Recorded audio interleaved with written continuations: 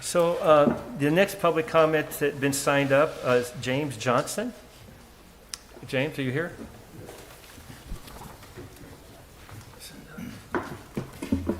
Hello, folks. My name is James Johnson. I live on 1276 E Street. I live about 3 blocks right above Crack House. Okay. We've called the police multiple times. We've met with Officer Babb, the resource officer. We understand his hands are pretty tied, but we do have a house down there that there's a lot of traffic going in and out. There is a motorhome that is parked on the side of the road now for about a week that has been going in and out of their driveway. These people are they chased my wife on a motorcycle. They are knocking on people's doors. You know, we just want to know when something's going to be done about it. If you all don't know about this, there's also somebody is from Salem and Portland is bringing people down, homeless people down to Captain's Cabin across from Cascade Farm and Supply. Okay, they've been dropping them off for every week for some time. Curious of why this council would allow that to happen. Why they're coming. I work in a lumber yard. I had customers coming in, buying windows, buying doors. Customer came in today, had to run out in his shorts because the guy's kicking in his door and the alarm's going off. Okay? Why is this happening? I pay $1,000 a month for my mortgage, and a third of that is going for taxes. I've got chunk holes in my road. I don't care about that now. I used to care. I want these people out of our property, out of our neighborhood. This is wrong. If you guys don't understand, we can take them to your neighborhoods and you can see what it's like. You got them outside here, outside your building right now, but they are coming up into our yards, into our houses and breaking in, and we can't do anything about it. If I do something about it, I'm going to go to jail. They won't. 1 minute. So I'll take 5 if I have to, because I want to understand. I would like to hear somebody's answer on this. How come they're being allowed to come into this city from Portland and Salem?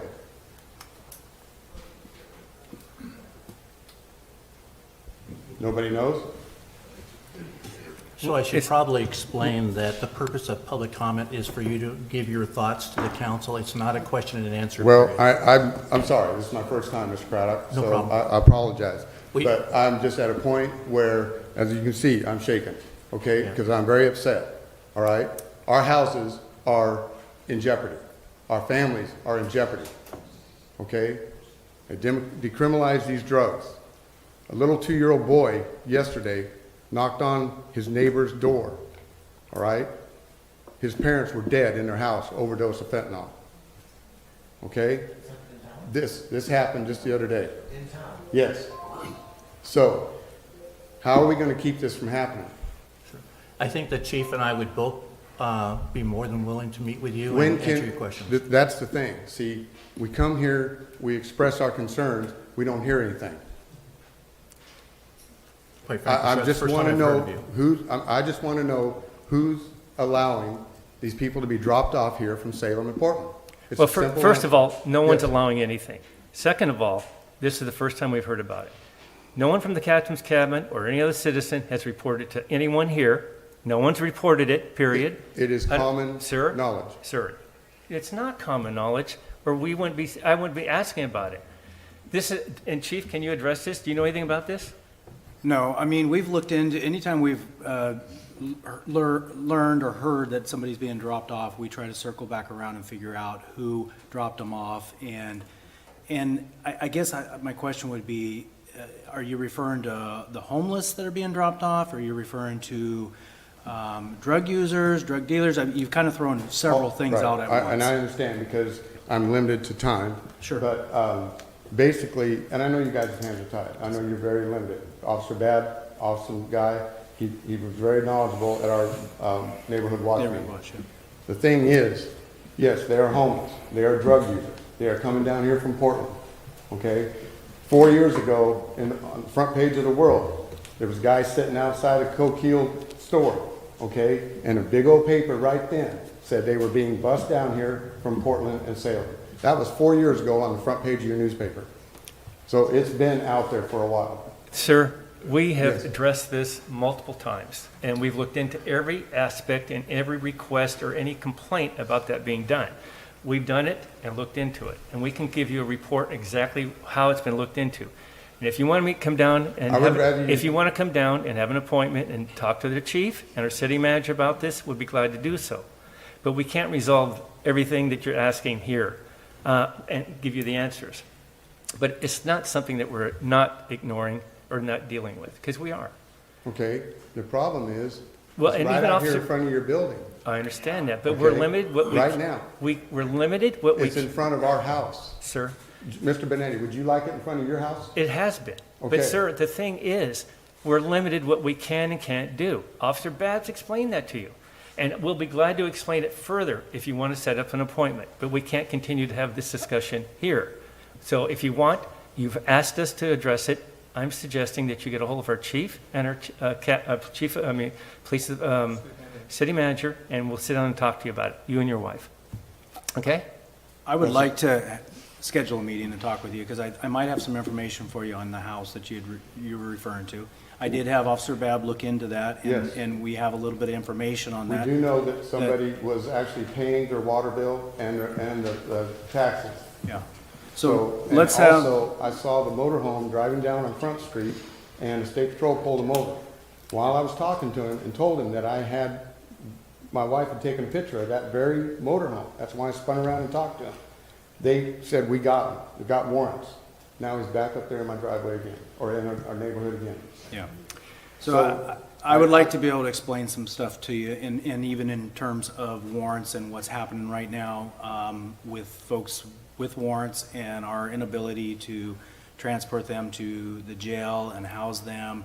And this is a really deep discussion, and like I said, you've thrown out many topics, and I would encourage you to reach out to me, and I'd be more than willing to sit down with you, and we can spend the time that it's gonna take for me to kind of break this down and explain to you where we're at. Okay, but after the meeting, what does that happen? I mean, Well, we're going to explain that to you. And if you want, if there's more in the audience that want to do this, we'll set up a meeting here, not a public meeting, a meeting. We'll have the chief here and myself and the city manager, and we can go through the discussion with you.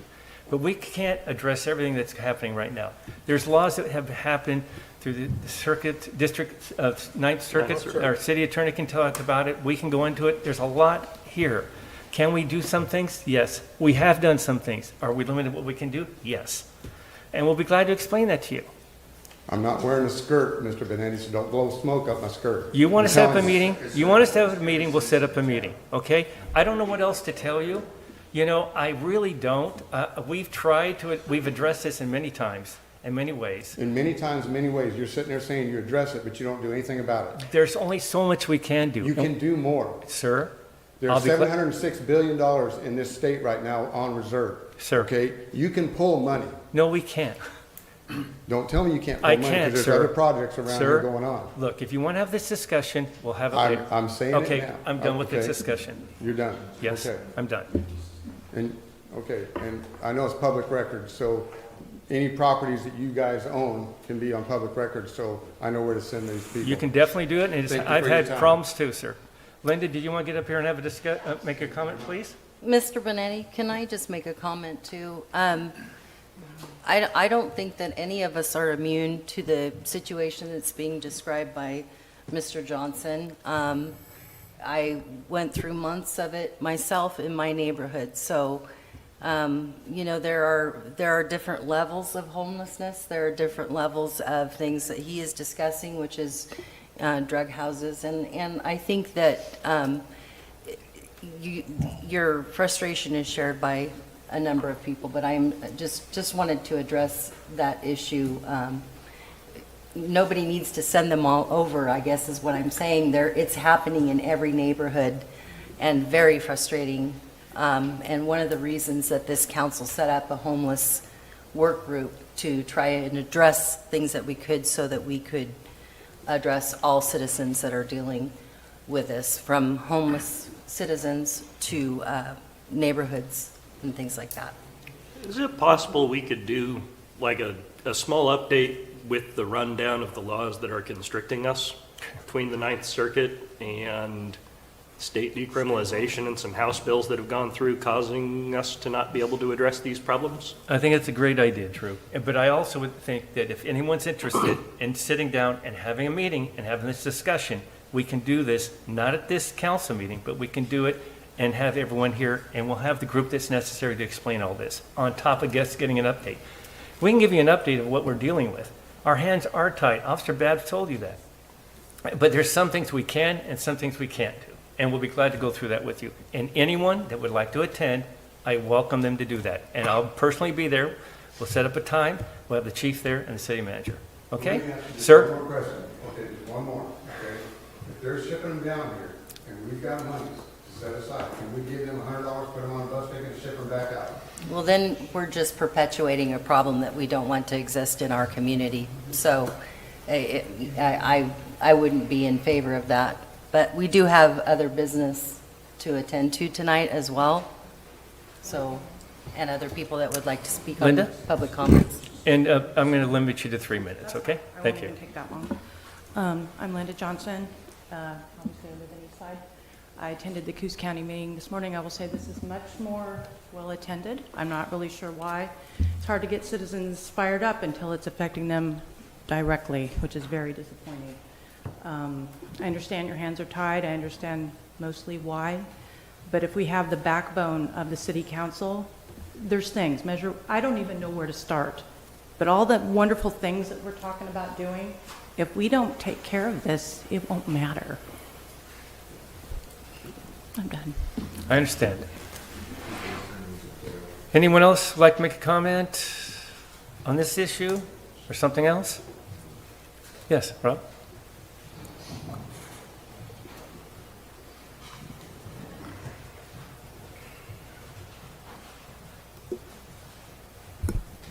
I want to thank the gentleman who stepped up and spoke out. It's hard to get people to get to these meetings. Even people who are affected, you've been affected, we all been affected by this. I'm part of the Coos County Neighborhood Watch. The leader of the group is here. And I've spent time sitting at the 7-Eleven. I've spent time sitting at different businesses. North Bend, I'm sure you see the video of the lady talking about nearly being raped. We have to do something. And this gentleman, he represents thousands of people who don't have what it takes to come up here and say this stuff, because it's not easy. Like he said, he was probably shaking and trembling. If you're not used to public speaking, it's very terrifying. And so I definitely want you to have this meeting, and I would definitely attend, because I've got a vested interest in this city. And I think there are things we can do on a political level together. And I'll give you a good example of that. You know, the U.S. Fish and Wildlife Service was going to take 5,000 acres of the most pristine agricultural land in abandoned marsh. 5,000 acres from the mouth of the ocean all the way up to the 4-mile mark. They were going to take it all and remove all remnants of man. It was the biggest wetland restoration project on the entire West Coast. Abandoned with the help of surrounding cities, such as the people who were on the council at the time here, and our commissioners, and finally representatives pulled in, we were able to stop that. Made national news. I don't know if you remember that. I was headlong into that fight. Would have destroyed Bandon, would have destroyed Myrtle Point. But the point is we got something done because we pulled together, recognized the problem, and directed our efforts. I hope we can do the same in this situation. All right, thank you. Any other comments on this topic? All right, I'm going to close the public hearing. So first of all, I want to say that this council, since 2016, since I came back on this council, has addressed this issue. We started the homeless committee that Stephanie and Ruth both sit on, and they've worked. It was supposed to be 6 months, and now we're into 6 years because it never ends. And we know it's a problem, and we all have a vested interest in this city, and we always want the betterment for it. Is it frustrating? Absolutely, it's frustrating. You think it's frustrating for you? I can't tell you how frustrating it is for this council and staff that we are only able to do so much. I mean, you think we can just resolve this easily. It doesn't happen that way. Rob's absolutely correct. It's going to take a movement to make this happen. But even then, we got laws that are restricting us what we can and cannot do. I wish we could make it better. We've done things, and we'd like to do more, and we want to continue to do more. We have people like Officer Babs that we put in this position, and if we can, we will. But we can't break the law, and we're limited to what we can do. Can we try to make a difference up in Salem? We can, but even Salem is limited in what they can do. So I'm willing to have a meeting. I'm willing to have this discussion. I'm willing to try to find out a way to resolve this. And if you guys got an idea, we're up for it. But like I said, we've had this homeless committee that's got a different variety of all people from the county. We just got $1 million grant for the county to try to address the homeless problem. So it's not something that we're not doing. We're trying to do things. And I hope you understand. Is it frustrating to you? Absolutely. Is it frustrating to me? We walk down the street. I walk every day. And I walk down the streets and I see what's going on, and it's frustrating. Yes, there are people on 5th Street, and we'll deal with it. And the police are frustrated. It's an issue that we're all dealing with, not just here, in all the states on the Ninth Circuit Court. So it's what we got to deal with. But we are invested in this community. If we weren't, this council would not be sitting here, volunteering our time to do this and try to make this a better area. And I apologize if we can't resolve all these problems, but we can try and get together and maybe explain it. So I look forward to meeting you in a meeting and discussing it, okay? All right.